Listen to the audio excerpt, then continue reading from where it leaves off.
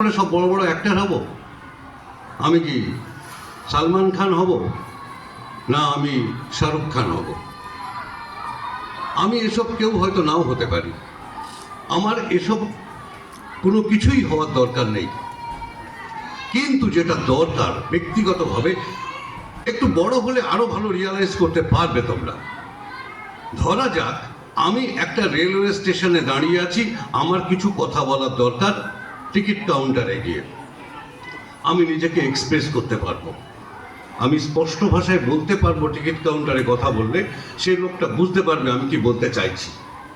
আমি একটা হসপিটালের কাউন্টারে দাঁড়িয়ে আছি, আমার কিছু দরকার, আমার রোগীর সঙ্গে দেখা করতে দিতেই হবে, যেতেই হবে, অথচ হয়তো আমার ভিজিটিং আওয়ার্স পার হয়ে গেছে।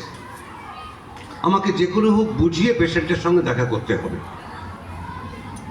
আমাকে সেই মুহূর্তে দাঁড়িয়ে ওই কাউন্টারের পুরুষ বা মহিলা যিনিই থাকুন না কেন তাকে কনভিন্স করাতে হবে। যারা থিয়েটার করে তারা কিন্তু এটা করতে পারে, খুব স্পষ্টভাবে নিজের মতামত, নিজের কথাকে অন্যের কাছে পৌঁছে দিতে হবে। বা আমি একটু চট করে নিজেকে এক্সপ্রেস করতে চাই না, তাই আমি চুপচাপ থাকতে ভালোবাসি। আমি নাটা বলতে পারছি না, কিন্তু আমার